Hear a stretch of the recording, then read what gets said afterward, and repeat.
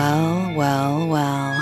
I see you took my advice, but you'll still need to keep what was given to you, as the scenes of horror grow even more unimaginable. Prince and Freddy will continue to be your tour guides on this carousel of hell, only as long as you keep your nightlight close by to keep the black-eyed children at bay, the poltergeist calm, and the night crawlers hidden. Hit the lights and sit back as we welcome you to Nightlight, a horror movie podcast.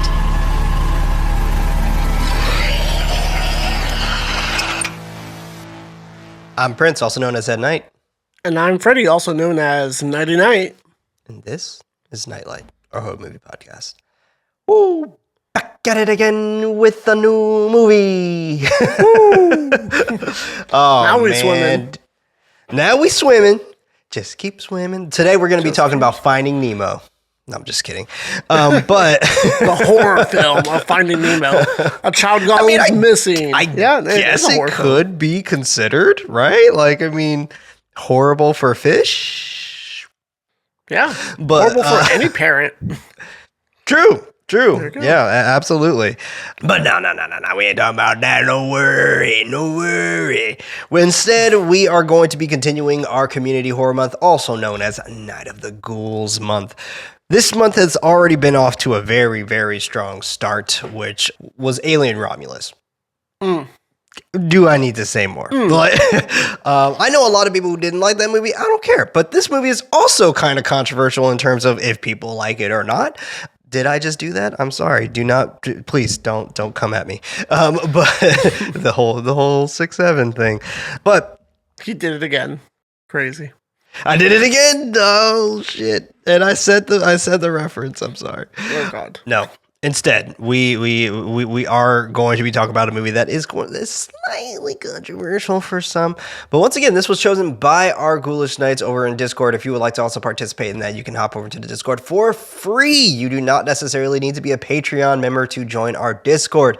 That is 100% free. You can join on in, have a good time with everybody, talk about movies, talk about collectibles. There's a whole bunch of shit that's out there that's inside of our Discord that everyone is talking about, and it's super fun. A lot of people yesterday were talking about the fact that I've never seen the movie Hook. See, you could participate in dogpiling on top of me with everybody else for not seeing Hook. But you're not in the Discord, so you can't. So an influx of people jumping into the Discord. Yes, I know, motherfucker. You son of a. I'm sorry. We got a lot of things talking about, like the Lost Boys and stuff like that. We're like, it's about Peter Pan. I've never seen Peter Pan. I know. Never seen Peter Pan. I did know about the Lost Boys. I've seen snippets of Peter Pan because my daughter's seen it, but I've walked past her watching it. But I've never fully sat there and watched Peter Pan. I know. I'm so sorry. Not really. You know what? I don't care. But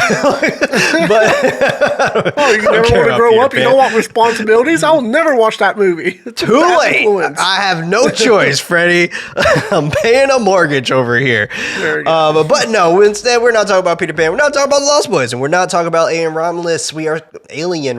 Sorry. Instead, we are talking about Underwater. I like that. First and foremost, Freddie, before you jump into your thoughts, we're going to go ahead and listen to an EVP from our Ghoulish Knights. You can head over to patreon.com/nightlightpod to also participate in sharing your opinions on the films that we cover. Please, by all means, head on over because EVPs are in the danger zone. Not too many people are doing them, which is totally fine and understandable, but we're going to go ahead and cut them if nobody wants to do them. Totally fine. Just will save us a little bit more time if you choose not to do it. And that's okay. But we would still love to hear from you. It is still technically available as of this day. So by all means, head on over to patreon.com/nightlightpod to learn more. Let's go ahead and take our time to listen to that. Okay. I have always said Kristen Stewart can't act, and I am so sorry. And you know where I started saying that? Twilight. And you know I have been pushing for Twilight since the day I was born. I will say, It's not Kristen Since the Stewart's day she fault. was It's born. the That's fact that hilarious. Twilight is literally as interesting as wallpaper. I love her in this movie. I love this movie. And if you know me at all, you know the shit that I say. I will never go to space. I will never go underwater. Why? Because you have to pack oxygen. Yeah, And I will never go that's there. valid. Okay? That's valid. Disgusting, horrible. I hate it. Okay? I respect the ocean. I respect space. You'll never catch me out there. Absolutely fucking not. I am not that stupid. So anyway, I Just a bunch of absolutely stupid love people. All this those people movie. are dumb It who is go to the water in horrifying. I space. absolutely love the I can't say this word. Cthulhu. You know what I'm saying? Cthulhu. Oh my God. May I please edit this out? Cthulhu. That aspect is so horrifying because literally water is so scary already. Anyway, I love this movie. Kristen Stewart can act. I will not take Kristen Stewart slander. Okay, I'm just rambling now. Goodbye. Love it. That was awesome. Very good message. If you would like to also participate once again inside the EVPs, but please head on over to patreon.com/nightlightpod. That's night with a K to go ahead and learn more. Thank you so much, Allison, for sharing your thoughts on that. That was our community manager, Stormy Knight. Man, It was a good message. I liked it. it was a good message, and you know I what? agree. If you I have agree to as well. bring Like, I feel like oxygen- a lot of us were in the camp of like, oh, Kristen Stewart can't act because of Twilight. Oh, she can but act. She's phenomenal. She can act. She can act her fucking ass off, dude. Like, she's such a good actress, and I feel like she's in that position right now where she could just choose any role she wants. Oh, for sure. She's having fun with being an actress, and you can tell. And I think that's great. And a director now too, which is great. What did she direct? She directed a movie that went to a film festival last year. I forget what it's called, but she is now directing as well. Wow, I did not know that. That's fantastic. That's great news. Good for her. Good for Kristen Stewart. That's really awesome. Yeah, and I hear it's good. Oh, really? Mm-hmm. Oh, okay, well, even better. Shit, awesome. She made a good movie. So that's great. Yeah, I mean, I also agree with the aspect of like having to go underwater and needing some type of breathing apparatus, and not just any breathing apparatus. I was watching this video because apparently I didn't know this, but apparently like some people recently went on like a 200 feet dive or something and they died. And apparently that's not normal. Like, you're not supposed to go that deep anyway without special equipment. And even then, like, when you're coming up out of the water, supposedly, I don't know if this is true or not. I didn't do any fact checking on this lady. I also don't care enough. But like with it, like, you have to release, you have to repressurize yourself and release little bouts of pressure and things like that just to resurface so you don't fucking get some type of sickness. I forgot what the sickness was, but like, Jesus. Well, yeah, but also, if everyone's seen Godzilla -1, come on. This is true. This is true. This is true. Then you know. I mean, what this also happened to the Titanic submarine thing as well. Like, they got too pressurized and they imploded, which we see in this movie happen. See a lot. So first and foremost, Freddie, thoughts. It's really, really funny that we're watching this movie after watching Alien Romulus, because obviously hilarious, right? Space to water. Right. And of course, a lot of like the Alien homages as well, and how it kind of looks and feels like an Alien movie, but just underwater. And a lot of aspects of aliens, quote unquote, or kaijus, or weird sea creatures, whatever you want to call them. And I know there's a lot of inspiration with Chtulhu as well. Yeah. I like this movie. I like this movie a lot. Do I love it? No. I feel like on this rewatch, I found a lot more issues with it, but it was never enough to like stop me from enjoying the movie. I think the movie does a really great job of telling a really compelling story with a great crew and a great cast. This cast is phenomenal besides like one person, and we'll talk about that. Just like, yeah, you're the same person. Yeah, we'll definitely talk about that. But I was just like, he's talking about TJ Miller. Let's just rip the band-aid off. He's talking about TJ Miller. That dude sucks. His character sucks, and he sucks as a person who has terrible character as well. Indubitably. Yes. But the movie itself, Kristen Stewart really holds this movie together, to be honest. I think she is a very strong protagonist. She's a great person to follow. And you kind of see a little bit of the relationships that they have with each other within that crew as well. We have that couple where it's kind of funny where they talk about, it's like, do you love him? It's like, yes. It's like, that's cool. And I love that line. We'll talk about it.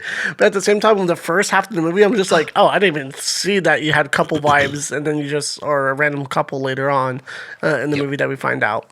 And then we get a little backstory of the captain and his family and what he's going through. We see how she feels about it with her inner monologue that she has in the beginning of the movie, and then the outer monologue that she has after the movie as well. It kind of correlates of where she stands in her life. It's a very interesting movie. I think it's a really good character piece movie as well. I think they try to dive, pun intended, dive into these themes, and they do an okay work with it, but I would have to say, pun intended, surface level. It doesn't really go too deep. More puns. Yeah, intended. A lot of water puns this episode. Sorry, it's definitely will be. Yeah. So brace yourself. But splash zone for the puns. I agree that this movie is a very great character piece movie. There's a lot of things in this movie though that are not just flushed out. Like for example, like the station that they're on, like we get context that they don't really know everybody on this station, and it made me think of like how many people are down there, because it was her first time meeting. God, what's his name? Like, on his name. Rodrigo. Was it Rodrigo? Probably. Yeah. The very first person. Yeah, Rodrigo. Yeah. Okay. So it was like her first time meeting Rodrigo, and you're just like, how big is this place? Like how about like? It's not huge. Right, and it's just like, what do you mean that's your first time meeting? How long were you down there for? So it's interesting to say the least on the fact that when they didn't really know each other, or like was their first time meeting each other, was through panic, and they met each other pretty fast. Like it made me think, how long was he running for? They met each other pretty fast, and they didn't know each other before. How long was he running for? Especially because he had to be running from fucking far, I guess. But it's kind of funny because you just said that right now, and then she like spots like two random individuals like far in the end of the tunnel, and she explains to the captains like, oh, that was this person because they carried this person. I was like, what the fuck? You know everything about them, but not Rodrigo. Gotcha. But not Rodrigo. Because he's black. Suspicious. So yeah, it's interesting just with the whole concept of it all. Right. But I do find this movie fascinating though. I enjoy this movie for what it is. I think it did not deserve the hate that it got when it first came out in 2020. Not. I also think this movie came out in the wrong time. I genuinely think if this movie would have come out a little bit later or earlier even, I feel it would have gotten a bit of a better reaction. Because it's in that weird we didn't get spot. to really experience this movie too much in theaters, right? How long was this in theaters for? It had to January 10th, so 3 months, I guess. So it was in theaters for maybe 3 months, I don't know. But it was in theaters, so it did happen right at the cusp before we reached pandemic levels in COVID. Right, so, and we'll talk about the box office too, because I feel like this is our biggest significant gap in between box office and budget. Yeah. It's pretty bad, but we'll talk about it when I do the little intro. But another thing to kind of highlight, I love the creature designs. I think they're really well crafted and really well designed. Absolutely. And the atmosphere they build around the weird gooiness, like jellyfish-like substance. Yeah. Yeah, like these like blob monsters that turn into squids, that turn into humanoids. Like it's a really, really cool effect that they have on these creatures, and the fact that they're like a society of creatures as well, which is really neat. Right. It's kind of like hive mentality a little bit. Exactly. Yeah. Hive mind. Yeah.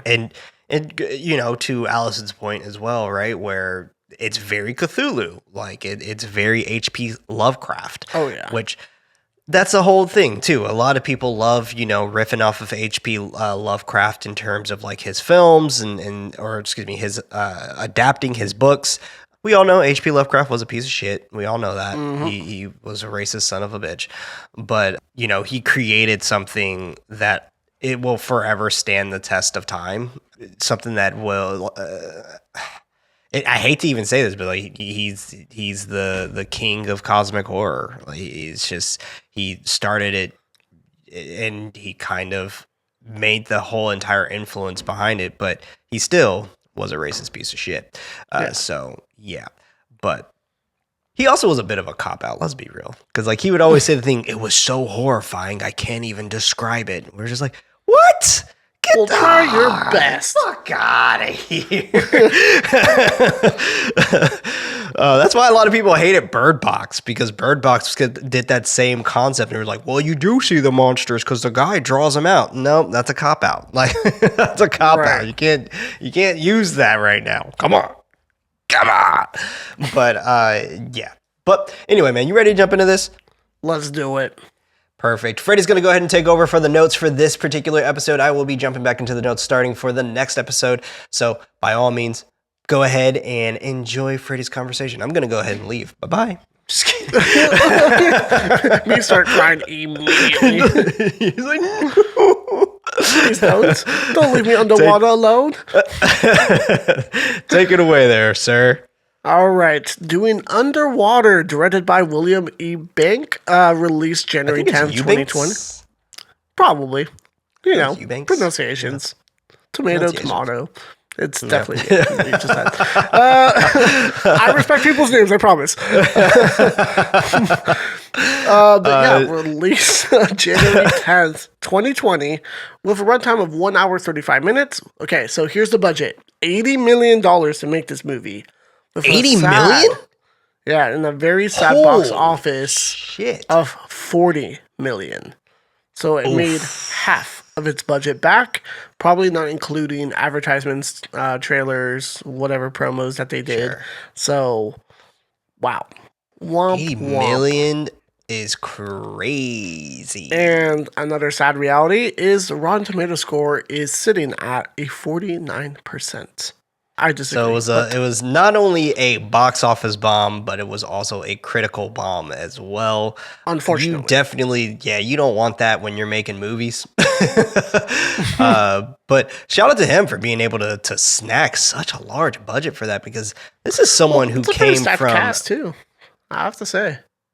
It is. It definitely is a very stacked cast, but like this is someone who made films like Love. He also was the director of Paranormal Activity: Next of Kin as well. So, gotcha. Fair enough. I don't know if that says much about him, but there you go. He's making a new movie called Archangel right now, though. So he's still doing stuff. Still doing stuff. I think it's more interesting to talk about the writer for this film as well. Brian Duffield is one of the writers of this film. So, okay, cool. If you guys don't know who Brian Duffield is, he did Spontaneous, he did No One Will Save You, and he is also making the adaptation for Daniel Cross's book, Whalefall. He's a great director. So love his work. He's a great director, great writer. I feel the vibe from this movie. Now hearing that he's the writer, I was just like, okay. Yeah. Especially like No One Will Save You. That kind of fits very well in the same probably universe as well. 100%. And I'm always going to love Brian Duffield because he got Jane Levy back into horror. Fuck yeah. Let's go, baby. Man, dude, she has not been in horror since fucking Don't Breathe. She is back in horror. She's going to be in Whalefall. I'm so excited. I cannot wait for Whalefall, dude. I am so excited. That movie's going to be incredible. Austin Abrams, Josh Brolin. We're not here to talk about Whalefall, though. We're not here to talk about Whalefall. Shut up. Freddie, we are here for it, but not here for it right now. We'll talk about when it comes out for sure. We'll talk about it when it comes out. We'll definitely talk about it when it comes out. We got to get Daniel on the show, too, man. We got to get Daniel on the show. He's the homie. And Brian Duffield. All of them. Yeah, and Brian Duffield. We open to some creepy music with strings begin to play as we get our opening logos. Sound of Water rushes through as we have more music to build it up. Then we get a very small but subtle title card on the very bottom of the screen. Then we get a bunch of clips of news readings about drilling underneath the ocean. The opening title sequence is basically a dump of exposition of what we're entailed for and what they're doing underwater. Thank you, Brian Duffield. We really needed it. But yeah, the very I mean, I beginning, was curious. I was like, okay. I was Like, pausing what- and reading through the headlines. So some of it was it's cool. like, what are you guys doing here? Like, what are you guys It's doing like, here? okay, you're setting up the story for us. Perfect. We're in. We continue to see maps of the drill and the stations are shown below. They also share the voiceover that it's as dangerous as being in space. Whoa. I feel like it's worse. Oh, I feel like it's worse because like when you're in space, I just feel like you kind of know what you're getting yourself into in terms of like there's no oxygen up there. Like of course we know there's no oxygen underwater, Right. but like you have to deal with so many different types of elements. like equations just to go to space. Like you literally need math to go into space safely and to return safely. Right. And water, I feel like people just fucking do it. Like there's like cave divers and shit like that, and they're not using crazy. like mathematics and trigonometry and calculus to we return don't know back that. safely. Divers, let us know. Are you? 'Cause I feel don't like they're believe they doing are some because they shit. die all the time. But it's just like That's why they call them divers. exactly. That's why it's a name, die in divers. So I don't know, man. I don't know. No offense to any divers out there, but y'all are crazy. I'm a big believer. It's like if you need any type of help to survive somewhere, you should not be in that place. But Absolutely not. Sure. Absolutely not. Explore away, explorers. I believe in you. But Exactly. be safe. But we continue with a bunch of news showing on the screen as we see that there have been sightings of strange figures. The camera quickly zooms in on the station, and I even put here like the camera movement kind of looks good here. We dive. I think the camera works really great in below. this movie. Oh yeah, there's some questionable stuff, but at the most part, I would say the camera movement is really cool, and we'll talk about how this movie kind of goes back and forth between like blockbuster and art house film. Yeah, with like I'm the just fucking like, what the slow fuck is motion this? and shit. But it's interesting. But I've noticed it more too. I was just like, oh, okay, choices were made. Down and down and down below where everyone is at the drill sites. We finally make it to the base and we see it's damn fucking deep. Then we get introduced with the title Keller Station. We cut to the interior as we see major alien vibes with the interior design of the entire place. The camera then pans as the light flickers on and off. The camera pans in a big circle as the camera continues to show us real strange noises, and then that's when we see our main protagonist, Nora. She explains that you can't tell if it's day or night, or if she's awake or she's dreaming, and pretty much that time doesn't even really exist.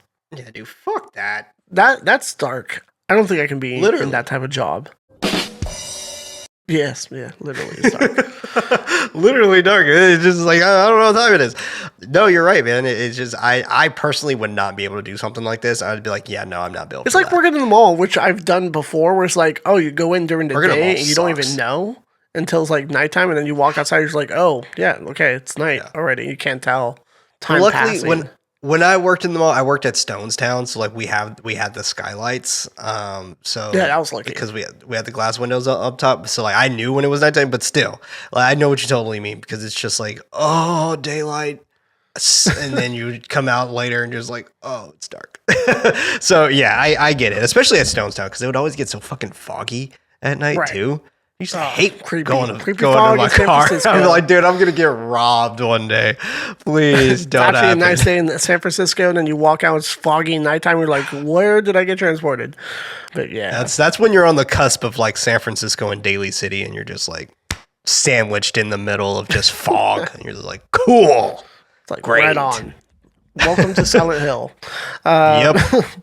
Where are my As sirens? As she continues to brush her teeth, she sees a spider in the sink and picks it up with a paper towel, saving its life. That didn't really That's a help later valid on. question in this moment. Yeah.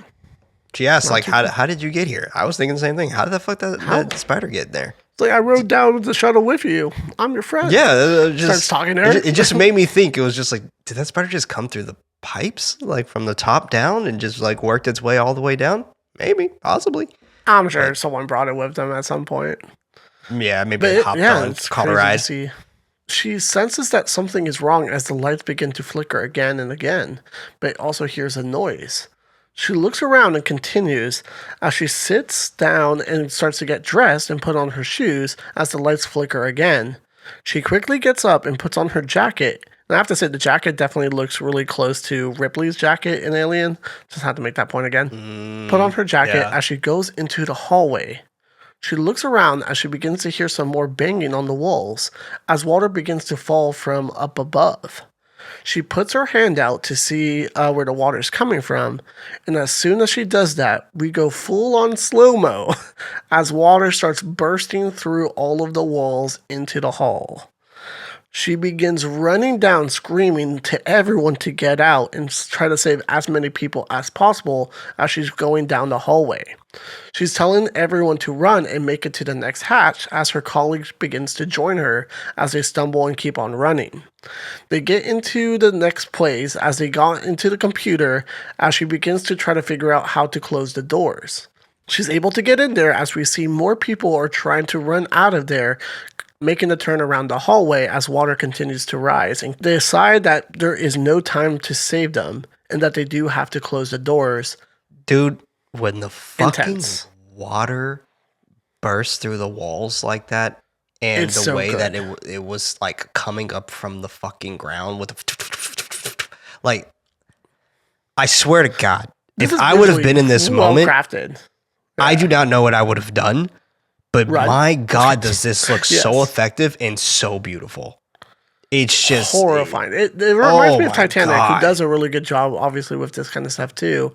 But it's so distressing. It's so well crafted of feeling so trapped in there with the water just rushing, and you feel can feel the useless. chaotic moments of like the characters really scrambling and trying to run, but also like she's on it. She's like, I know I have to get out of here. I know where yeah. I have to go, and I'm going to try to save as many people as possible. And then she's quickly to make the decisions like, cool, I need to figure out what this door is. I need to find out the situation, how to close it. And she's on top of things. That's the nice Yeah. thing about this character. She's a smart character, without a doubt, throughout the entire movie. But the fact that they don't have a warning system for pressure is hilarious to me. It sounds like it wasn't really a pressure thing. I think that creature was moving past them. Oh, you think so? Yeah. Because I think it was just more all of a sudden, for sure. Yeah.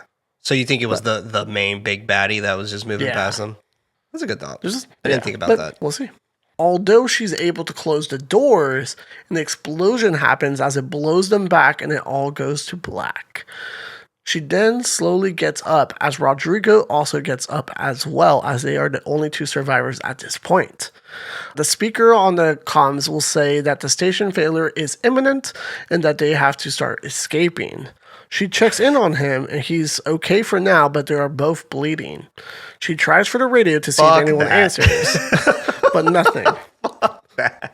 This is so much anxiety. In my opinion, this was scarier than the actual other stuff that happens in the movie. Sure. The That's other just stuff icing still is on really top. scary, but like this Yeah. was fucking terrifying. Well, My you can't God. go anywhere. Your entire place, your like computer system is saying, yeah, it's imminent that this place is gonna like explode and Explode, yeah. and you have to go. So now it's just like escape is everything. And I love that we have like you said, there were moments of like blockbuster movie. This is very blockbuster movie here. Oh, for sure. Like, This is what's where the happening here. $80 million is coming from. All these Exactly. special Like effects. it's all coming from this moment, from this time, and it's interesting because of the way that they persuade the audience by showing the effectiveness with slow motion and kind of this drawn out experience, like when she gets blown back and she's like in slow motion, like falling backwards and splashes the water. it shows this Epicness. intricacy in terms of Yeah. controlling your audience and seeing just how the sheer brutality of this situation. Yeah, they do a really good job with this. The Definitely. voice comes over to comms again, saying that it is at 70% station being compromised. So only 30% That's of the too station much. is still That's okay. too much. Too much. Besides that, they also hear very loud roars and noise coming from outside of the station. That's when they quickly head towards the pods. Everything's basically on fire and everything has like electrical like sparks flying everywhere. It's all over the place. It's very chaotic. But they make it to the pod bay as she asks what his name is, and he says that it's Rodrigo and that they have met before. And they introduce each other real quick. Cool. Short-lived for Rodrigo, unfortunately. But yeah, a phenomenal actor too. Oh, I love him, dude. I think he's great. He's great in everything he Mamadou, does. I think is how you pronounce his name. I think it's Mamadou. She quickly describes what she's good at and that she's pretty much mechanical, that she knows her way around these computers and anything, pretty much anything really that gets thrown at her. Yeah. She's good at everything. Like when she goes into the server room and stuff and stuff like that, like she already knows what to do. Yeah. Yeah. She quickly works around the computers as they begin to look at how bad the damage is. He then asks if she thinks it was an earthquake, but she's not too sure. They find out where the evacuation pods are and head there. For knowing where you live in the station, I feel like you should automatically know where that is, but cool. I would they hope have the so. direction. Like it's you treat it like an airplane. You know what I'm saying? Like you know where your exits are. You know where the bathrooms are. There you go. Exactly. Like escape is imminent. That's like you going into your house and you not knowing where your nearest exit points are in your house. It's just like you gotta know. Well, I feel like this should be part of if you're living training. It's part of their training. Yeah, you want to work down here? You should know how to escape from here. I mean. Yes, whatever. Yes, you're absolutely movie right. being movie stuff, they see that there's a lot of debris and they can't no longer go forward. But they see where they have to climb. Then they begin to hear someone else that maybe have survived. They try to go back and see if they can help. That's when they see that Paul is under some rocks and see that he's also bleeding. They pull him out as he's pretty much alive and he's doing okay. As he digs at her and makes fun of her for something because they're friends, I guess. Piece of shit human. Oh, she knows Paul, but she doesn't know Rodrigo. Right. You know the guy who just called you like flat-chested something like stupid. Yeah.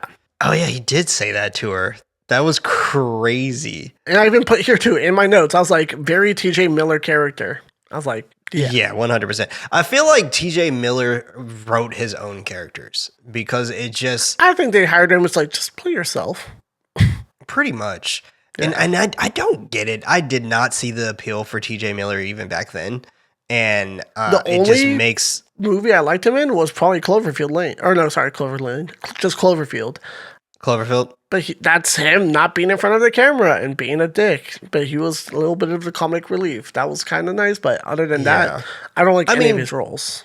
Big Hero 6. Yeah, I was about to say. Maybe, Big Hero 6, maybe. He's not in it enough for me to give a shit too often. Right. I didn't care for him in Deadpool. I didn't care for him in pretty much everything that he does. But even like what you mentioned here, where you sweet flat-chested elven creature or something like that, I think is what he says. It's just so like, dumb. There's no way, like Brian Duffield, it's no way that the writers they came up with that. End. Like, it's no way. That totally felt like a TJ Miller line. But something he would just improv. So, I don't know. Yeah. I mean, you could definitely tell this movie is directed by a dude because Kristen Stewart is... she's practically in a sports bra the entire movie. Like, right. It's just like the entire movie. Any chance they can show them like get dressed and undress and get dressed again in this movie, I was like, how many times you guys change? Like 100%. 4 times. Even when the slow motion parts when it happens where she falls back and she hits up, that's a solid like 5, 7, maybe 10 seconds of her on the ground, and they're just showing every aspect of like her curvature and stuff like that. I'm just like, we're leaning on this scene a little long here. Okay, Michael Bay, I see you. Like we're leaning a little long here, but all right. But yeah, now it's a group of 3, so they all join together as they see that they have to go through that small crawl space, which Paul is not a fan of. But they slowly get back up there as she's leading the way, going in front of them as they crawl through the tiny space. And I even put here, the space is extremely small, and they all try to squeeze through, so it makes it feel very claustrophobic. A little bit like how As Above, So Below, when they were crawling through the bones. I wish we had a little bit more tension like that. Agreed. But we get a little bit of stuff right here, where Norris asks if they're okay as she quickly checks in on them, and they say that yes, as we quickly get jump scared by a dead body right in front of her. Cool. Yeah, sure. Eek. Eek. Scary. Does she know this guy? I forget what she says about it, but I'm not too sure. I think so. I think she describes because they're. Oh, she says his name, right? Like Yeah. it's McLean or something like that. McKellen, maybe something McKellen, like I think. that. Yeah. I think she says the name for sure of this person. I thought it was a guy, but I think it was a lady. I think it was a woman who was also in a sports bra. Yeah. So just lay Just there. saying. Cool. But the way she was dead though was fucked up because like they had it to where she's staring in the direction that they're walking through. Right. So it looks like it's staring at them. Which is, Oh my god! And now she knows. And of it's course she creepy has to and- have blue yeah. eyes. So like it's just piercing blue eyes staring back at you and just like, Yeah. oh my god. And Terrifying. she pretty much says to them behind her, where it's like, oh, it's like, just a heads up, dead body up here, don't freak out. Yeah, right. But as Rodrigo passes by the body, he's absolutely shocked by it, but continues moving forward as they all make it to the end and head towards the pods. They look inside to the room where it's locked, but they see the pods are already gone. But that's when we see our captain in there, as he quickly gets up and explains that the door is jammed. That's no problem. She quickly goes to the container right next to it and does some electrical work and works her magic as the computer opens up the door as he begins to ask, how bad is my rig 1 through 10? She opens the door immediately and delivers the chilling answer, 10. Yep. Oh my god. I mean, can't good you line. look I like around, sir? Can't you see? You like could a- probably make Probably that a 6 estimate or a yourself. 7. Okay. But he hears But you 10. can tell the captain does care about them a lot, Oh, for sure. especially with the. He's down to go down with the ship if he has to. But he's also, we get to learn, he's very depressed as well. Right. And we also learn that he's a father. We learn he's a father. We see that like, oh, this dude has been dealing with this and this is another reason like this, I feel like this is almost a kind of like a metaphor in some ways for when people go like serve in the army or something like that, or when they have these jobs that require them to be on the road too long and all that stuff. It feels that it's very reminiscent of stuff like that where you're never home, you always are working, and I personally could never do a job like that will require me to be gone Away from that home long for such a long time. Yeah. that's just, it's wild for me. I don't even like having to be gone for a few days. Shit, I was gone for a few days this past week, and I was having a hard time. I was like, I'm ready to go home. It's like, this feels wrong. Yeah. It does. It does not feel right. You feel incomplete. I don't know. I don't really know how to explain it. But I keep getting these ads on YouTube. They're not like ads per se, but like they are other videos. And it's this big ass oil rig that's in Australia. It's like on this like the sea over there with this big ass oil rig. I don't even know if it's an oil rig. It's some type of rig. And they're trying to make it sound like the coolest place in the fucking world. Oh, like, to work there? Yeah, you're like, you get to make hell no. $300,000 and you only have to be here for 6 months. And I'm like, 6 months? What do you mean? That does not sound worth it to me. I don't care. But like, sure, $300,000. That's a lot of great money. That is but a lot of money. Do you mind sending me the link? If you want to be my guest. But it was like you get free food and you get to be delivered through a helicopter. You have to ride a helicopter to this place, and you live there with your bunkmates. And it was like, and another selling point, which was so fucking funny to me, was like, and it's co-ed. It's like, Ew. what? Why is that part of the advertisement? What? What are you talking about?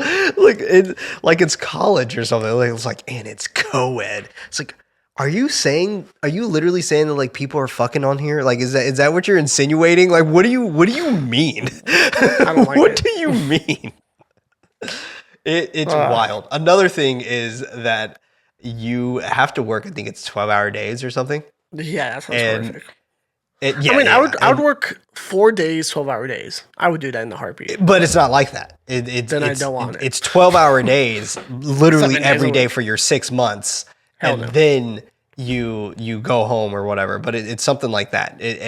You might have breaks. I would assume you have breaks, but I believe you're on call. But it was it was something where some people in the comments were like, I used to be a helicopter pilot to drop these people off, and I never saw them they again. would be the most depressed people I've ever met. You drop them off happy, you pick them up fucked up. Yeah, that's pretty much like how it is. But I think it was the opposite. Like, it was just like he drops them off and they're sad as shit, and they picks them up and they're like so stoked to go home. They're just tired. The captain begins to hear more about how fucked they are. He's very sad and disappointed. He then checks to see if she's doing okay and kind of like comforts her. Kind of like a father figure in a way. But he says that he's trying to figure out what really happened. She's more shocked that he didn't escape and take one of the pods because he has a family. He looks at her and promises that they're all going to get out of here alive. And for me, I think he's about to break that promise. He gives her an ice pack as they see how many people they've lost and kind of go through all the details.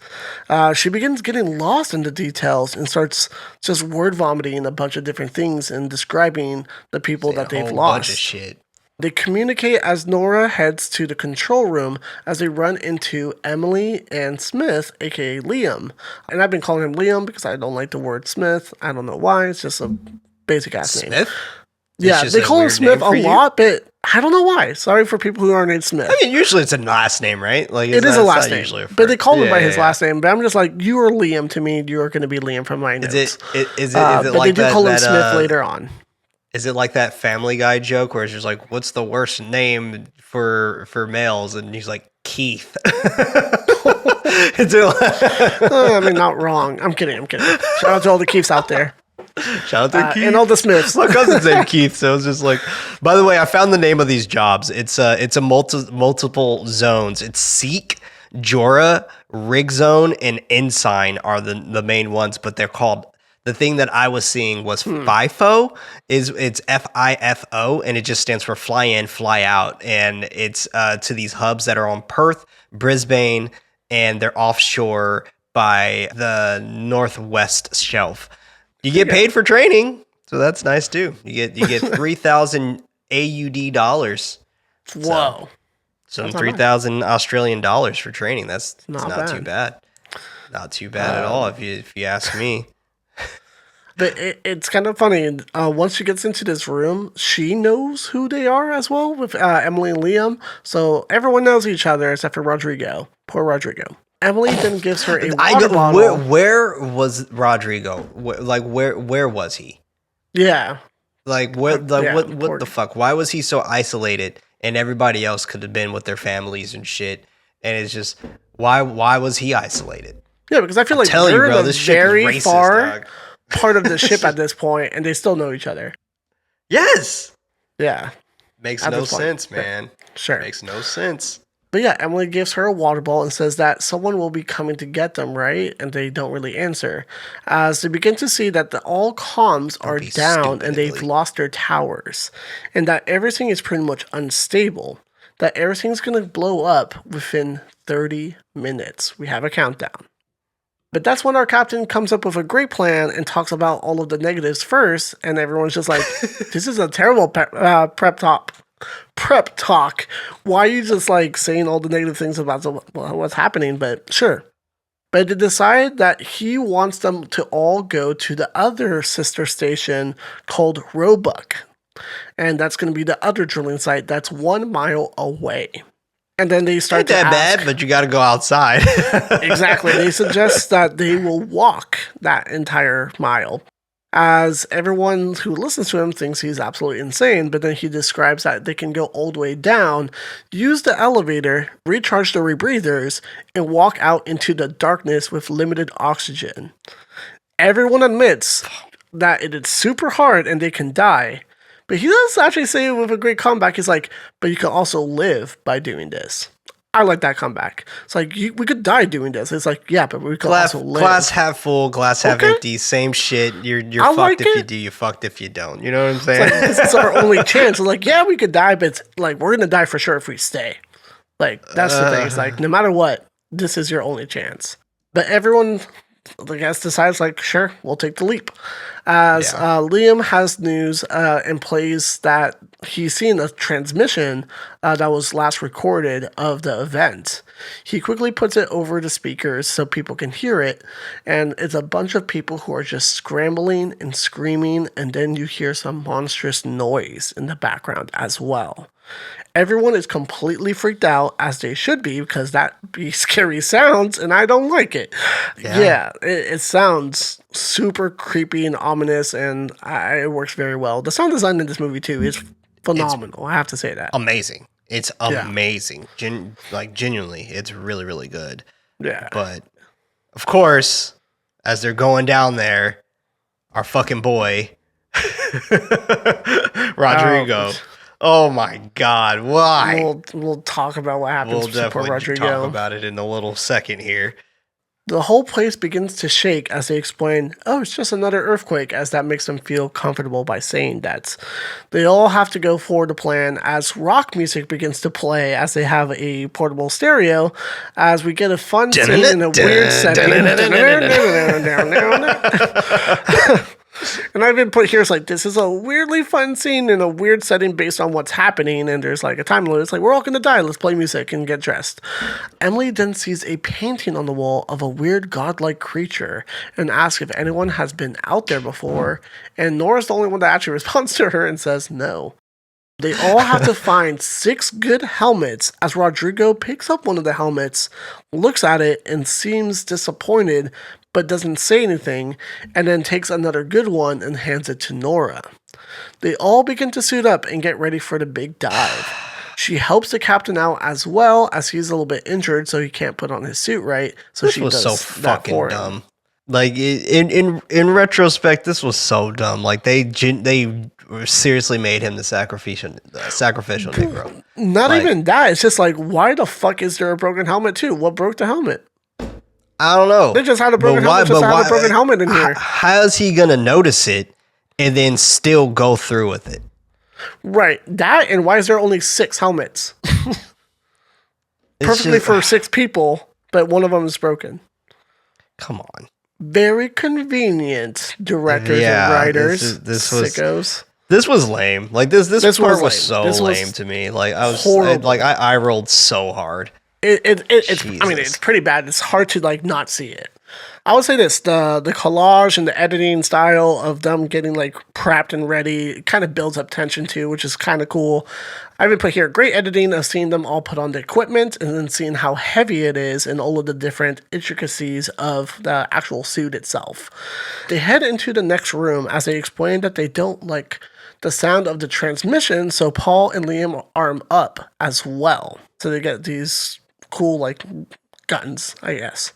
They go through the safety protocols as the suits are very dangerous to begin with. Emily then begins to say that she can't do this, and they all help encourage her. That's when her boy toy, Liam / Smith, or whatever you want to call him, asks what's the scariest part of a roller coaster? And he says, waiting in line. It's like, okay. I get it. That's a good line. It's like, yeah, the scariest part is the beginning of waiting. But once you're in it, you're already doing it. But this makes her chuckle, and it makes her ready. This also reminds me of the fact that I don't fuck with roller coasters either. So there you go.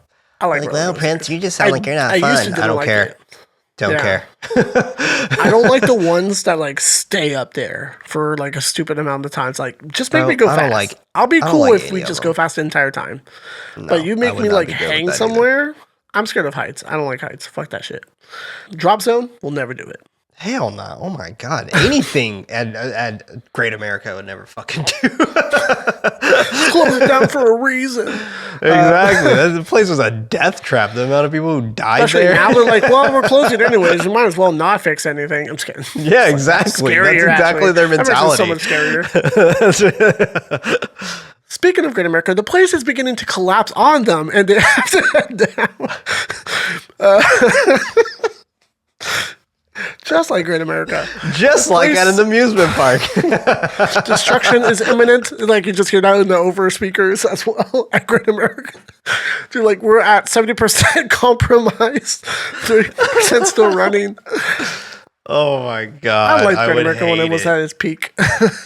But yes, they all yell that we have to go, and they all begin to drop into the water as the water rises above their helmets, and they are fully submerged. I haven't put here, the music in this movie is also really great, I have to say. The score is phenomenal. The score is great. Yeah. The score is great, for sure. But they say they have to also jump to the cargo crate and get ready as the pressure is about to hit them hard as they are lowered before opening the doors.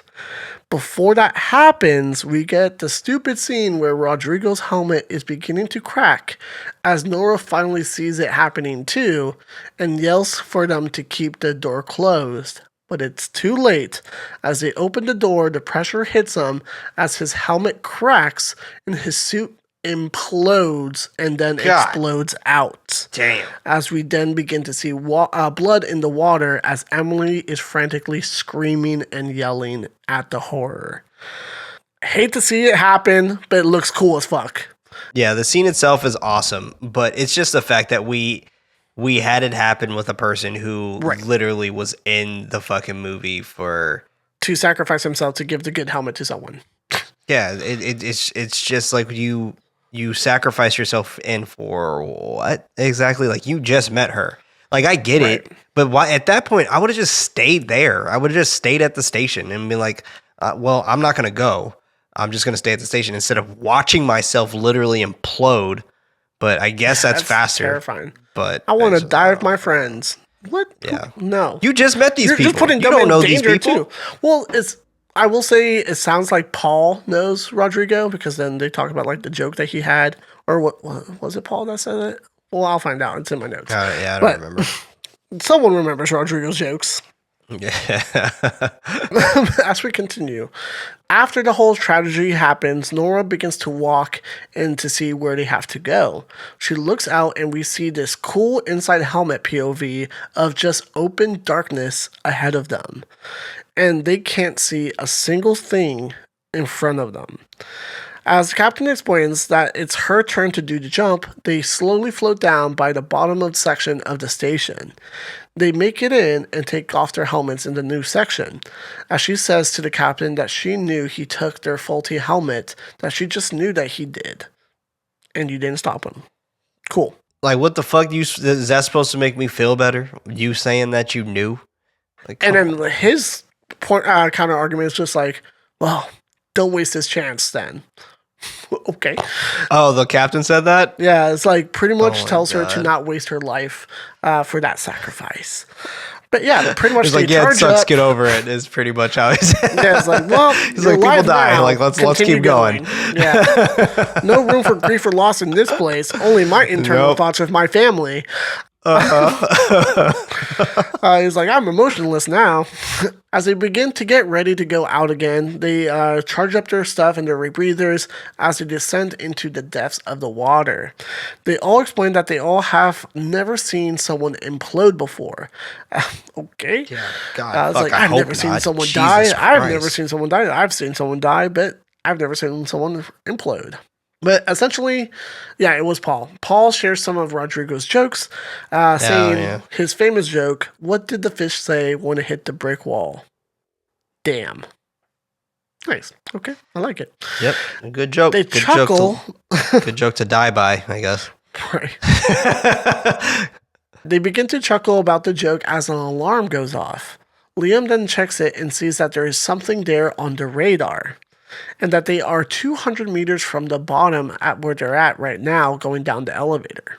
They explain it could be a survivor, that someone could go check it out, as Paul makes a joke saying like, Emily, it's your turn. He's like, I'm just kidding, I'll go. What if it was just Destiny's Child singing Survivor? They're just like, I'm a survivor. They have to play it every 20 minutes like the other song in Lost Boys. Yes, dude. It's just them floating by each time.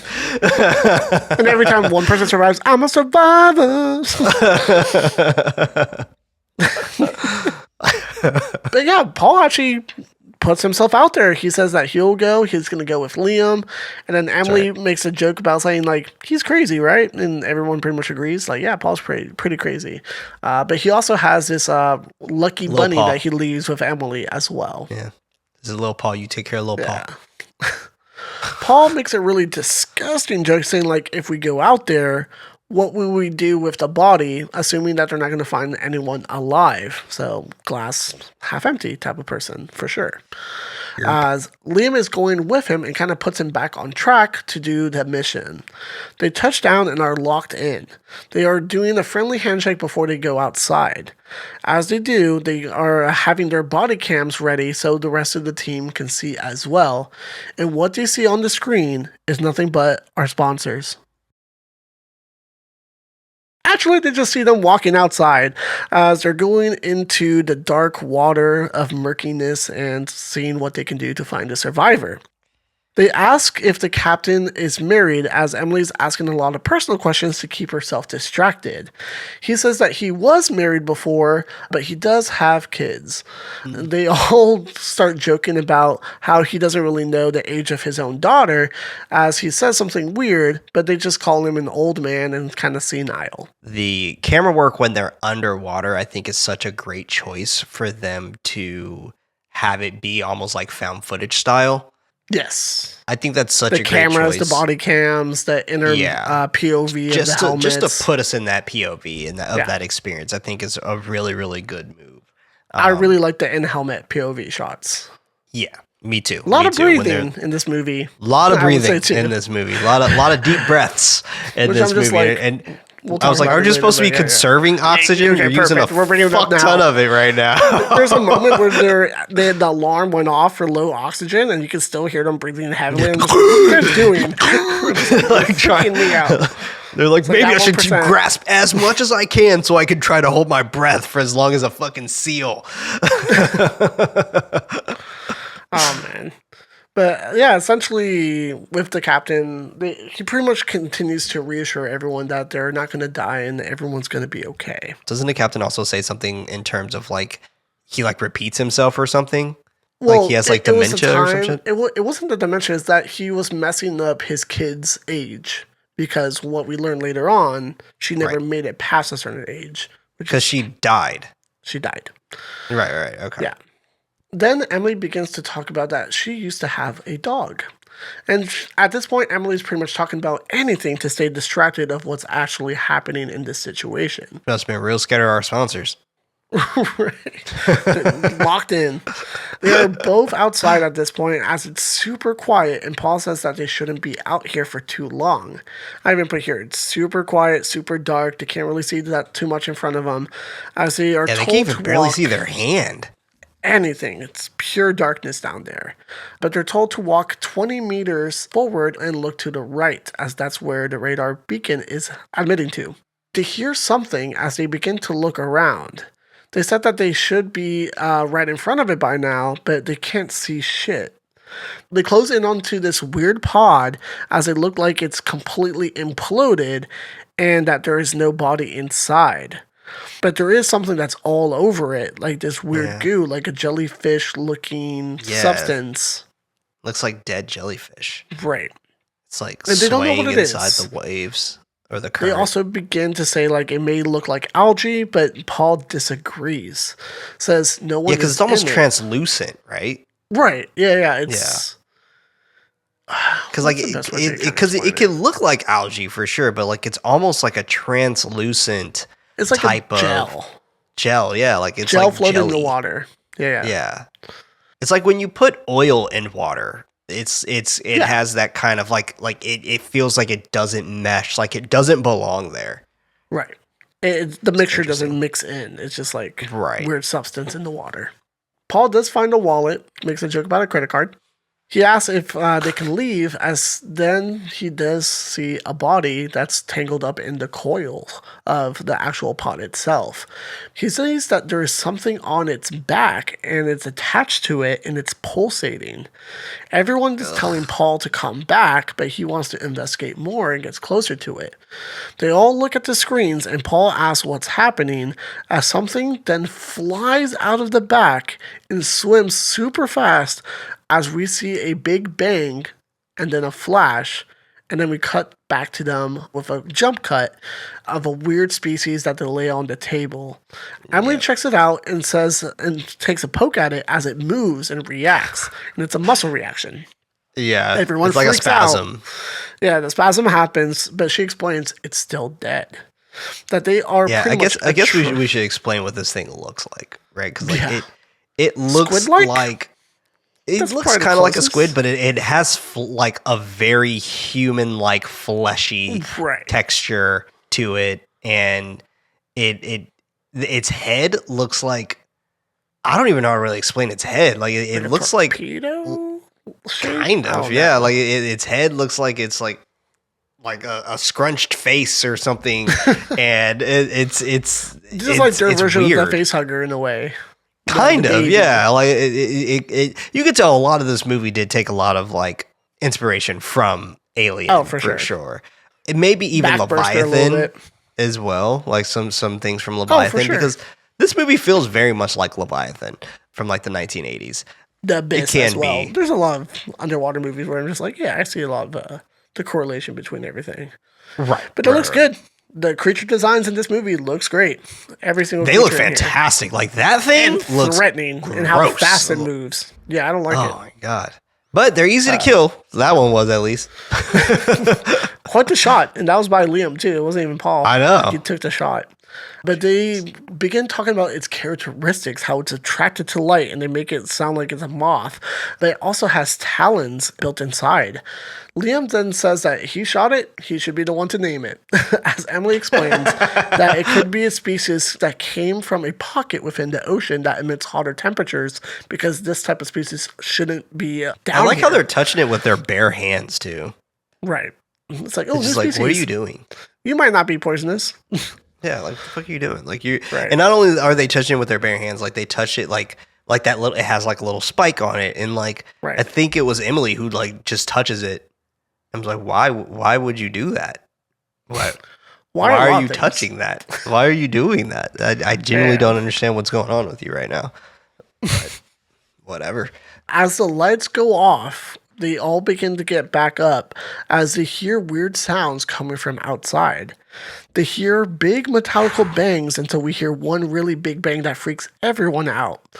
Then Paul fucks around and shakes like a suit to make everyone scared and everyone mad at him.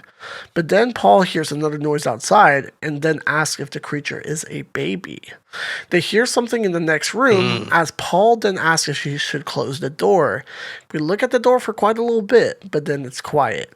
They hear more noise up above as we see a little window above seeing the outside as a squid-like creature smacks the window, scaring everyone, and then the cable is cut to the elevator as the vehicle begins dropping down below. That's when they have a short amount of time to run over and quickly head towards the pressure chamber. The ship is falling rapidly as they get there as fast as possible. They fill it up with water to avoid the pressure explosion as they do it just in time as they hit the floor and head outside running. That's when the explosion happens as well. We also had a quick like silhouette shot of the creature as well. Yeah. When they're dropping down and it's like looking over, and then it moves out of the shot really quickly, and it's such an eerie feeling to just something know is that out like, there. Yeah. yeah, dude, because like it's just the ocean is so vast that it's impossible right now for us to know that we found every single species, because we don't even have the full blown technology to go Oh, for sure. that deep right now. To some crevices for sure, but like Jesus Christ, like when they barely found that squid that's in the Marianas Trench. I don't know if you've seen that. Oh, yeah, the that, giant squid. yeah, that giant Well, I'm ass about squid. to look Oh my up God. what's the percentage of the ocean that's discovered. It's like super small. It's like 10%. Isn't it like 5% or some shit like that? Because The it's ocean. I mean, the ocean is so vast that like I would be shocked to know how much of the ocean Less we've than we've 10%. covered.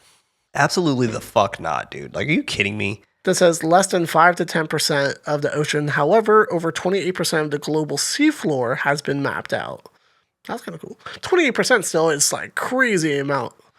Yeah, I mean, we're low. primarily water on our planet, Right. so So the we don't fact know that nothing about Earth. we only got that still less than 50% is crazy. That's Yeah. crazy. crazy.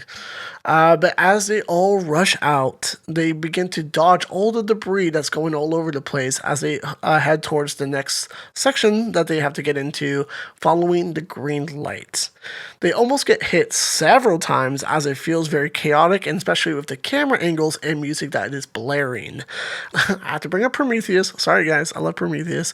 The scene where they blow up the ship and then the ship's debris is falling all over the place and they're just like running in a straight line and just like, come on, zigzag, zigzag, do what you have to do. But yeah, it's just debris falling all over the place around them. But we also hear a cool creature sound that can be heard throughout the chaos as well as they make it to the next section and decompress inside of the entrance. They all make it while Liam is the one that's gasping for air because some of his oxygen tank got injured during the whole entire run. And he pretty much looks very sickly now as well from this point on. Paul explains that there are things out there and they begin hearing more banging outside.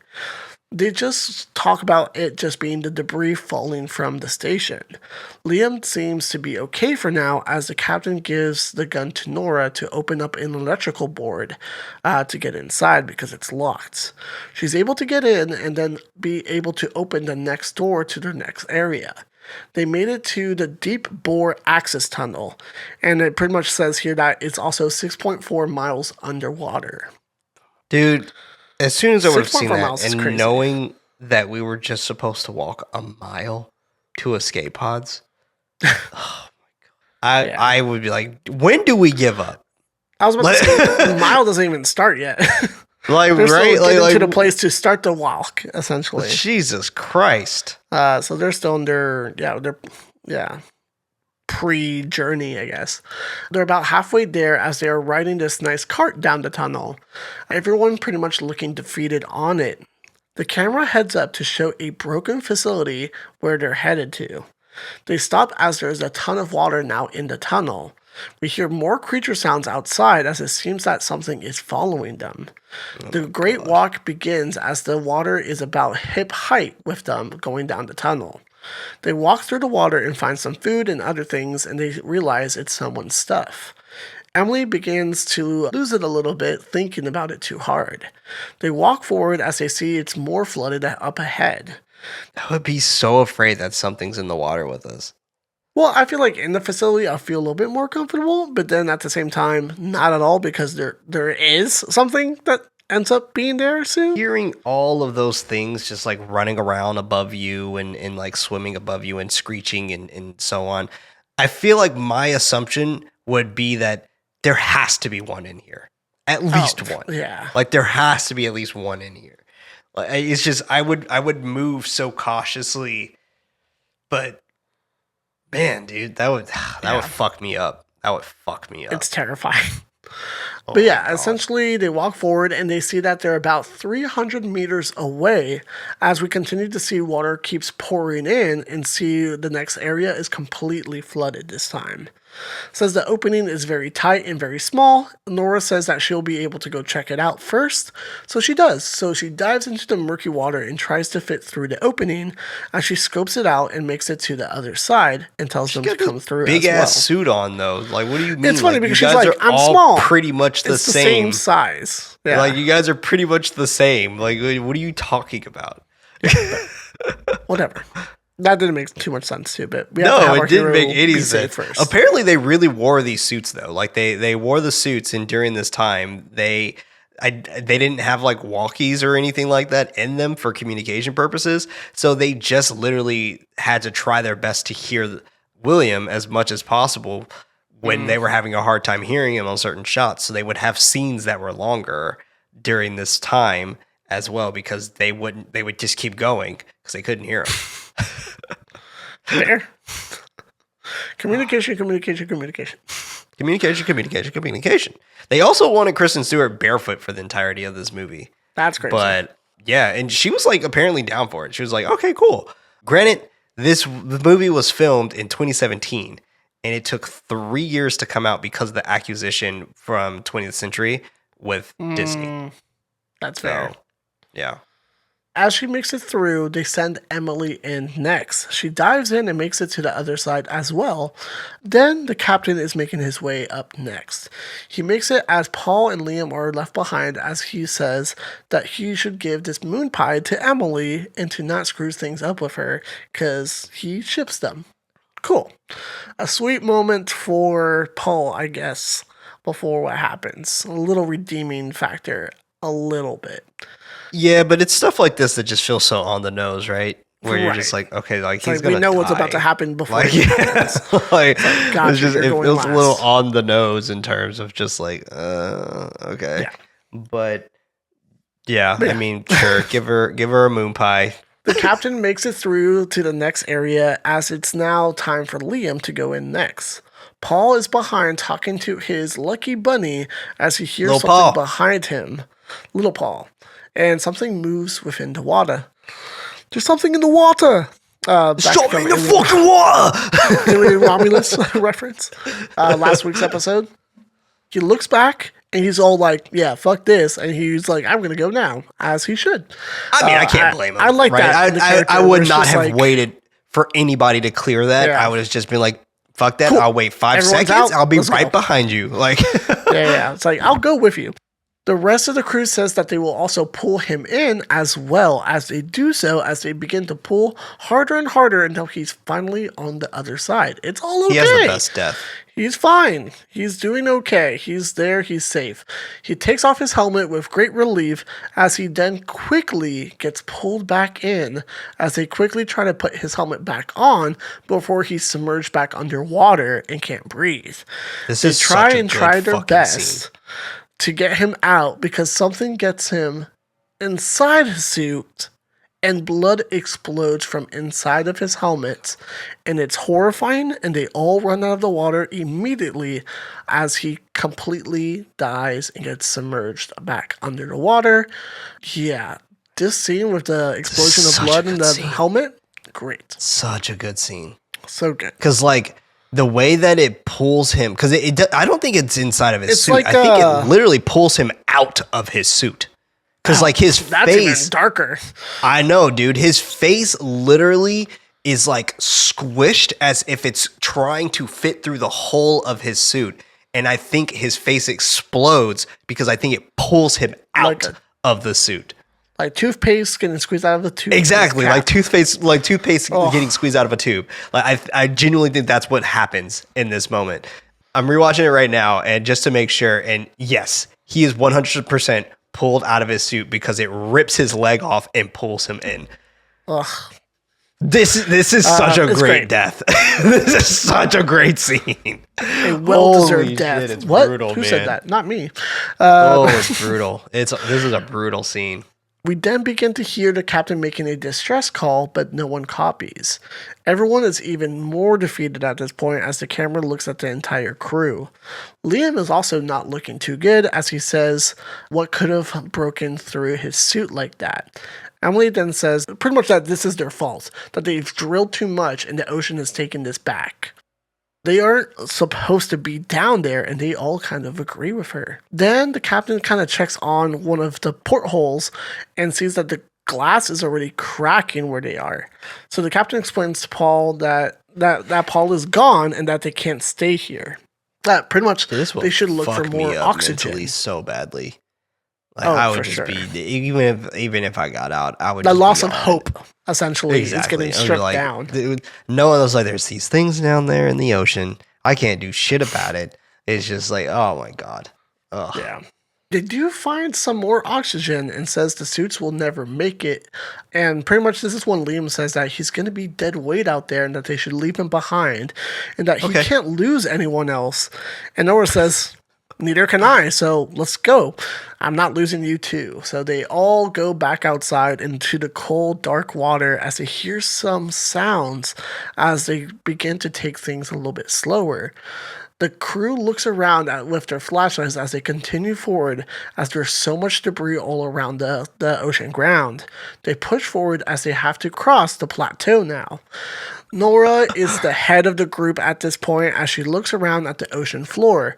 Her suit lights actually move to the left, and we get this really cool jump scare of a huge, fast creature being spotted. And this is the bigger, medium size, I guess, creature that we see in this movie. That's more humanoid slash mermaid slash octopus slash talon slash weird blowfish capabilities you of genuinely consuming people. It's so hard to get a good shot or grasp of what these things are. They look like Cloverfield monster. They do look like Cloverfield monsters. Yeah, they look like Cloverfield monsters, just in the water. Exactly. So, yeah. And more adapted to swim, I guess. Yeah, exactly. Because they have like fins and they have tentacles, and it's just, I don't know how it necessarily works, but they are not fins. They have webs, like webbed hands, and they have like tentacles, and it's interesting. It's probably like what Ursula would actually be, I guess. Yeah, fair. Yeah. That's a good way to say it, Ursula. Yeah. As soon as it's spotted, they scream, or it screams at her, being scared from the flashlight, and swims rapidly away. They all saw what it was, and they all ask what it is. They all freak out and to see where it went. It swims by them again, scaring them. They turn off their lights as that seems to work well for them. The captain then turns on his helmet light as they all begin doing that as well, as their comms are still active and talking to each other. I even put here, music is back to build the tension mixed with heavy breathing, as it is.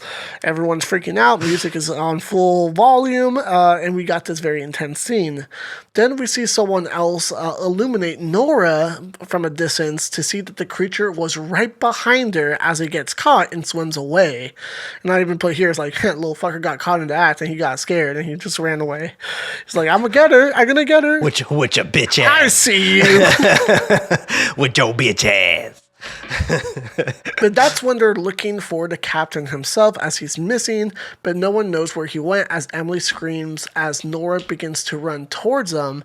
And at this point, I want to say that Liam and Emily are hooked onto each other at this point as well. So when Liam gets dragged, yes. Shit. So pretty much they lashed on each other, I think, a little bit before here. Right. Well, okay. They linked together, right? Yes. So they're got it. Okay. I remember that now. I remember. The captain ends up finding Liam kind of knocked out on the ground, but still says that he's alive. Captain says that he has to get the gun. How the fuck does he know? How does he know he's still alive? Like he's just, you can't check his vitals unless the vitals are on like the helmet and the unless it's on there. It's just like, he's still good. Like he's still good. He's still alive. I need to find the gun. Nora's like, forget the gun. Just get the hell out of there. Yeah, let's go. Pretty much, Nora calls him out to get out of there as they all begin to get attacked, but they take Liam. Which is kind of funny because this also takes Emily with him since they are attached. So they both go woo! They fly up like the claw machine from fucking Toy Story. The claw! We have been chosen! We have been chosen by the Great One. They get picked out of there like a prize from a fucking arcade. And 2-for-1 special. A Buzz Lightyear, yes. Like to infinity and beyond. You see the implode. It's like there it goes, like a rocket. Exactly. There you go. But essentially, so pretty much at this point, Liam, Emily, they gone for a little bit. Nora tries to reconnect with the captain and wants her to reach for his knife since he's caught up in the coils of a machine. She looks around as she hears something and then asks what it is. We actually get, and I even put here, it's like we really get this really good close-up shot of the monster kind of like crawling towards her at this point. And I didn't put here, the creature looks like a humanoid mermaid with tentacles, a large mouth filled with teeth. So cool. It's a great design. It finally reaches her as it latches onto her helmet and pretty much tries to like take her head off, but the captain is a hero who is free and starts stabbing the hell out of it. That's when they all we also begin get glowing to eyes rise in this above. moment. We get glowing eyes. Not yet. Or okay, maybe we did get glowing eyes here too, but we get a big glowing eye scene very soon. We get the whole set of them. Yeah, I'm just saying, this is our first set of glowing eyes. But yeah, they begin to rise so much as she's connected with the captain at this point as they're going upwards. Their helmets begin to crack as it's about to implode from the pressure of going up too fast. The captain then says that she has to let him go. You have to let me go. I don't want to, she says. But yells at her to do it. Great British and accent. she says that she can't. Yeah, I don't know why we're doing British accents this episode, but there you go. I mean, he is French, so. That's true. She says that she can't let him go. And I even put here, but she lied. She can, and she does. She lets him go as he goes above and implodes, and that implosion pushes her back down as we cut to black. But quickly, alarms are going off as she wakes up and gets back up. Her gear is all types of messed up, but she's still alive. She looks out into the darkness as she calls out for survivors, but doesn't get an answer. She then sees the creature and makes a dash for it. She then gets away as she catches her breath. Running in water will never not be hilarious. Look, she's going so fast and so slow. I was like, why weren't you guys dashing and running this whole time? It's like, you guys have been walking. But yeah, she makes it and follows the line to the next station, which is Shepherd Drill. She goes inside, but there is no sound for dramatic effect, as we get a nice reflection shot of her making this an art house film out of nowhere. A defeated survivor showering and being saved through crawled onto the ground. Poetic. Mm-hmm. These stylish shots out of nowhere.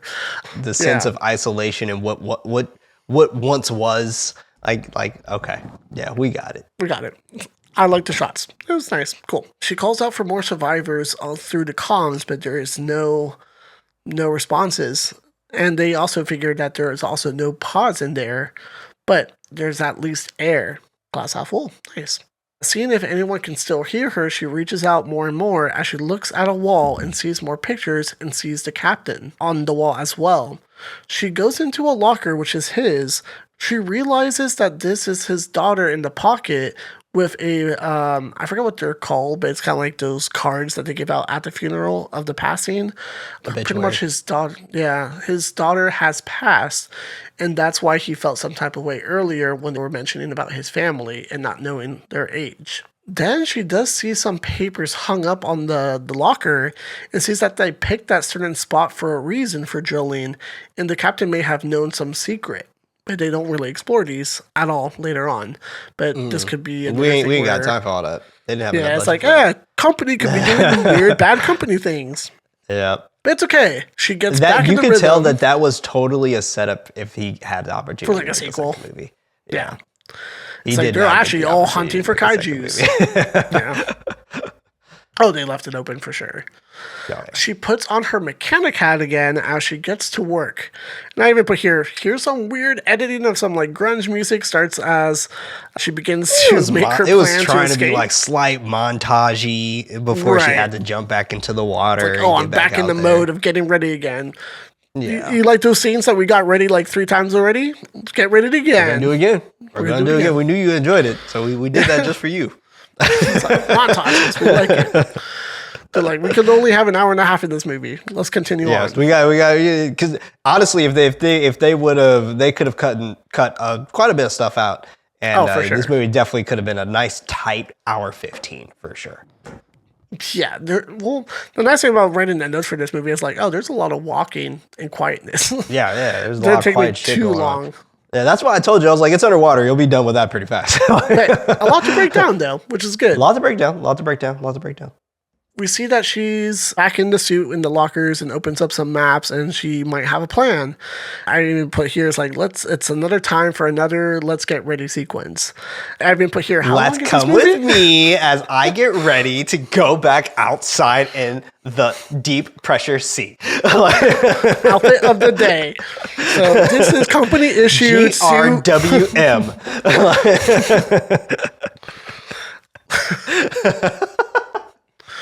I mean, as she's all tapping her suit. Right. ASMR. Got a bunch of haters out there trying to bring me down. But they keep imploding around me. So annoying. So come with me. Follow me. Smash that like button. Subscribe. Oh my God. And then she finds this big ass flare gun. And I was like, cool. We'll take it. Fuck yeah. She takes it. She also sees the lucky bunny from Paul and then heads back out into the water. She continues to make comms to her friends as she's following the metal pipe down. She hears a voice and sees that it's Emily, but from a distance. She hears it more and more as she continues walking towards her, as she's continuing talking to Liam. Nora then finally makes it to her, hearing that she's saying I love you to Liam, as she makes herself known that she's right behind her. They make it to each other as Emily is crying and starts freaking out as Nora is trying to tell her it's her and that she thought that she was dead, but Liam is actually still alive too. So God damn. They get back to it as they begin to head out. Liam would be surviving a lot in this movie. God damn. Poor guy. Nora says how proud she is of her and how proud of Emily she is. She asks about the captain as they look at each other and fall into silence, as they already know. They grab Liam as they drag him to the airlock, as they can't even feel their fingers at this point of how cold it is. Nora tries to keep her distracted and keeps asking her questions. And then we begin to learn that she was engaged before and that it was actually Liam's best friend that she was engaged with. That some accident happened to her fiance, but she wants to cut the story short because it's not the proper time to talk about it. But she explains that she felt powerless and that it almost killed her. She says that Liam promised to never bring it up and ask if Em really loves him. And she says yes, as Nora says, that's cool. Love it. I feel like that's a very Kristen Stewart thing. Into that. Someone would say. It's like, oh, I love this person. That's cool. That's cool. That's cool. But they keep on pulling, dragging Liam's body to the next section as we begin to hear happy music for the first time and a little bit of sense of hope. They make it as far as they get closer to the next destination. They see a very weird glow and say it's the next drill site and they made it. The camera quickly moves up and shows Roebuck Station. They walk up to the station while epic music plays as they see it from afar. Nora quickly realizes they need to move faster as they are slowly losing oxygen as they are getting close. But then they quickly have to stop. They see that they have to turn the lights off as there is now a ton of creatures in front of them sleeping. So the bright idea is they have to continue forward as they try to slip past them slowly as they get closer to the door. They're trying to not bump into any of them as they are passing all their through. Tentacles are dangling and it's like all the jellyfish weird things out in the And the only light that they have is just like that their red glow. And the red glow. Red glow. Yep. Oh, and the light shining on them, but the red glow coming up from the bottom is like what exposes the tentacles and stuff like that as they're slowly and cautiously moving through, which is great. Great. Works well. It's perfect. Works great. Do it. Works great. A metaphor about life. No matter what's in your way, keep moving forward. Yeah, exactly. Like, that's not what we're going for. We just want a cool scene. It's like, all right, cool. No more metaphors for you. That's fine. No big deal. But doesn't something happen to Emily? Like, isn't like hers flashing red? Emily's suit alarm goes off as the oxygen levels are now critical. I haven't put here, it's like, how's that alarm going to keep someone calm if they're low on oxygen? But okay. It just starts blaring. For real, that's a good point. It's loud as hell, too. It's like, why is that an alarm system for like people like, hey, you have low oxygen. Don't freak out. You're going to die. I'm yelling at you. You're going to die. You better get out of here right now. Alarm, alarm, alarm, alarm. But yes. But stay calm. Stay calm. Stay calm.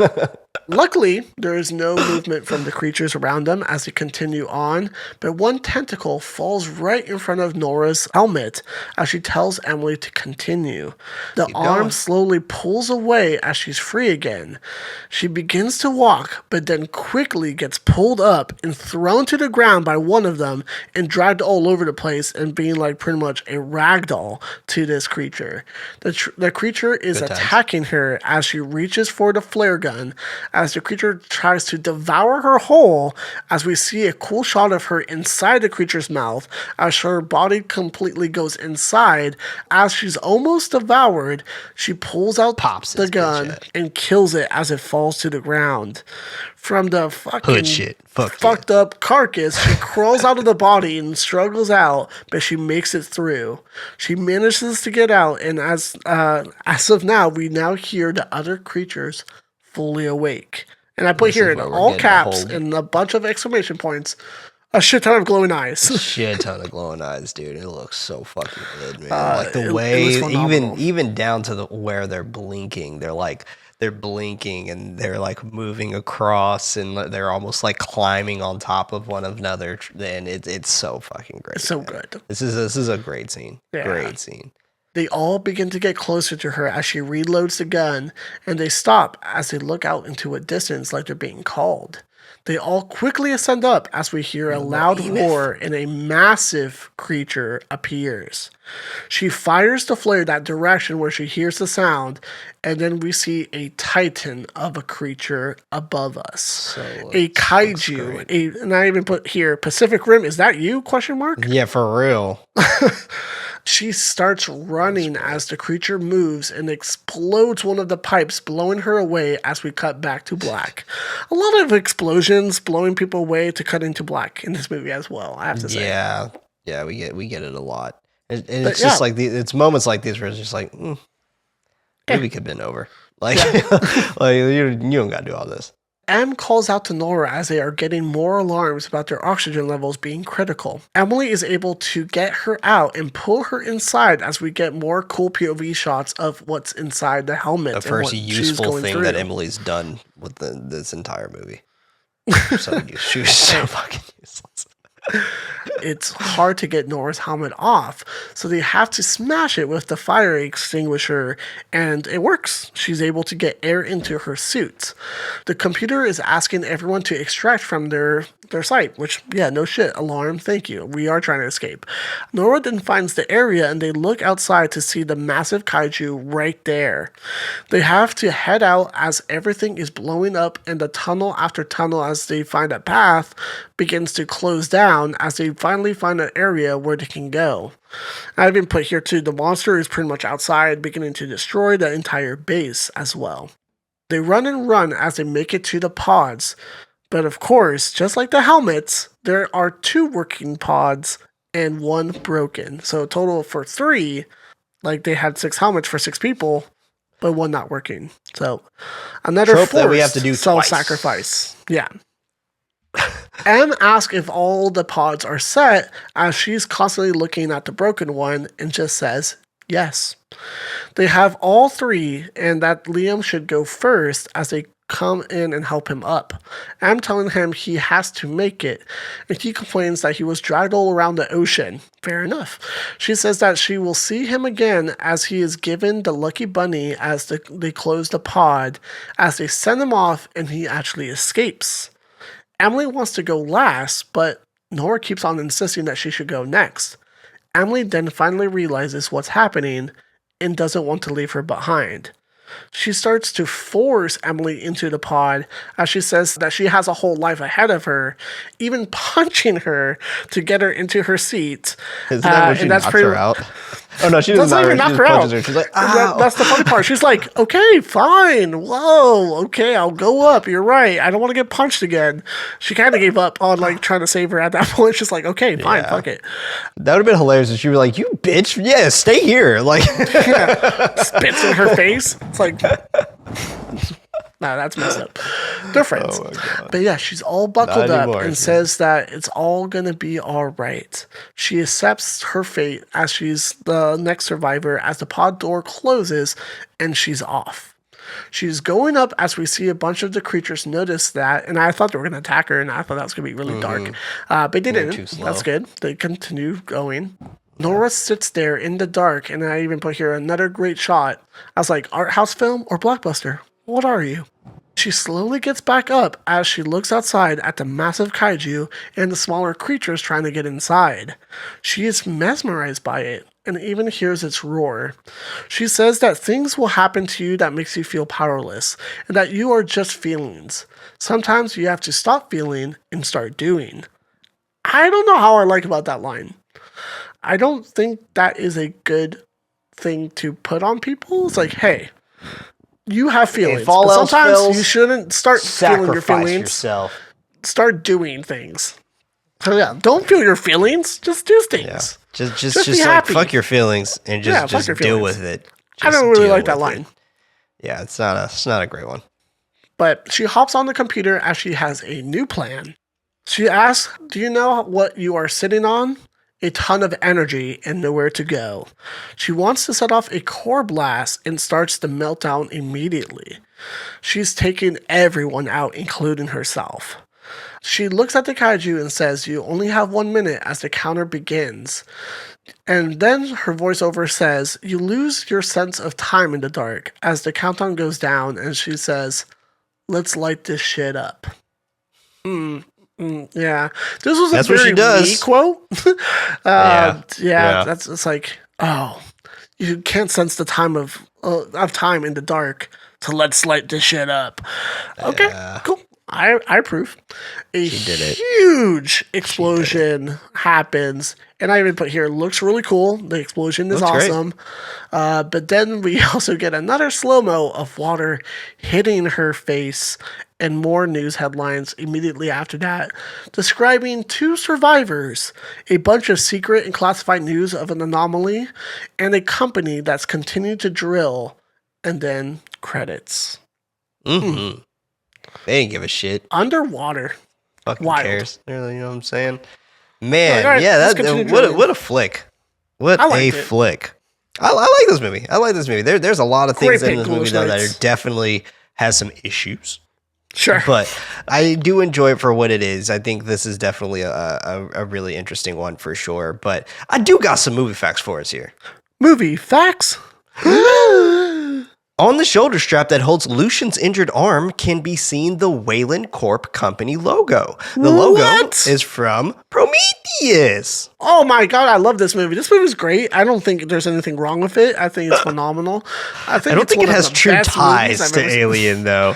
This movie sucks. I don't like it very much. It's not tied to it.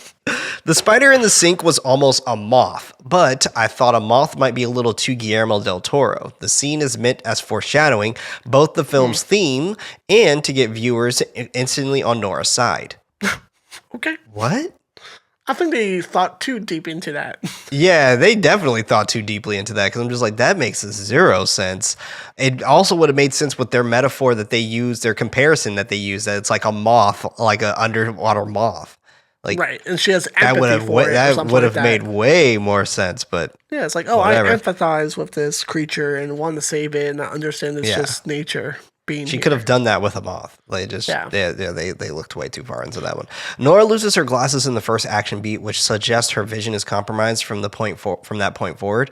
This was a point that we brought up. Yes, they wanted to keep them on her, but they realized it just wasn't feasible with what was coming, including more action and underwater shenanigans in a diving suit. Shenanigans. Yeah, I mean, I feel like that's also one I felt like they thought too hard into because that didn't really come up in terms of like, oh, I can't really see, because she was able to unlock that door for the captain pretty fast. Use a computer, do a bunch of Yeah. things. Yeah, everything. They would do a Look whole at bunch of shit. maps, all of yeah. Yeah, so like I didn't really feel like that was that big of a deal. But I do remember inside of the Night Watch episode of this, I did mention that like she had her glasses on to where she didn't have her back parts looped down to curve on her ears. And I was like, those are going to fall off. And lo and behold. But yeah. You're right. You're right.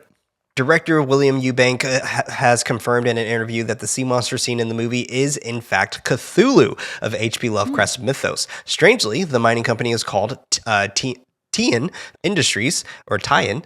In literature, the adjacent Lovecraftian is used to indicate this type of cosmic horror. Also, there's a hint that the company awoke the monster on purpose. As the characters look at Cthulhu from the station's windows, the recording states, Tian Industries, we have big things in store for you. In the Cthulhu mythos, a common trope is the existence of a powerful cult that attempts to wake him. Interesting. Cool. That's pretty cool. So there we go. Oh man, what a movie though, man! Like I genuinely think this movie is a lot of fun. It has some very poignant pieces inside of the film. Yeah. But we want to definitely keep this conversation going, and we can do so by either making comments inside of our YouTube channel or making comments on Spotify, Discord, Patreon, all of the places that allow you to comment.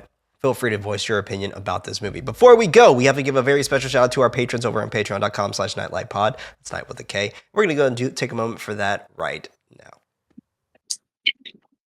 What's up, ghouls and knights? This week we have a very special list and very special birthday shout out. Okay, Avery, Kevin, I just recorded another list and I do it every time. Farah, my Twilight bestie, we finally had our Twilight watch party. Jasmine, Kadrea, Samantha, Dim, Kelly, Rain, our marketing manager. Love everything she does. We'll hunt you down. Thank you so much. Carrie, Chantal, who has been here since the beginning. I love you so much. Joe, one of our gamers, and Johnny, our other gamer, who also has a birthday. This is our first birthday shout out. I wish I had like 4 instruments for you. Happy birthday, Johnny. We love you so, so much. Keep up your gaming. I hope you have the best year ever. I want nothing but the best for you. Seriously, if anybody gives you anything but the best, I will hunt them down and kill them. I love you so much. Thank you for letting me do your birthday shout out. This is seriously such a treat for me. Okay, I'm going to go before I start crying more. I love you guys so much. Thank you so much for supporting the show, for it honestly, it still boggles our minds that you do this, and I know that we say this every single episode, but we are truly grateful every single goddamn time. If you would like your name also shouted out on the show as well, you can head over to patreon.com/nightlightpod. That's night with a K, to go ahead and do so. The next film that we are going to be covering is going to be none other than Oculus. So excited. Super stoked for that one. So stoked for that one. And we're going to be having a guest. We're going to have our community manager on that episode as well. So I'm super excited to have her on that show, or on that episode, excuse me. But this was Nightlight, a horror movie podcast. I was one of your hosts, Prince, also known as Head Knight. Alongside me, we had Freddie. I'm staying on the surface. Nowhere staying above on land, or below. folks. Also known as Nighty Night. With your help, we can reach more Ghoulish Nights with your recommendation for the show. If your podcast app allows you to rate the show, consider us giving a 5-star rating. Honestly, it does help us out a ton. For extra horror-related content, head over to patreon.com/nightlightpod. That's night with a what?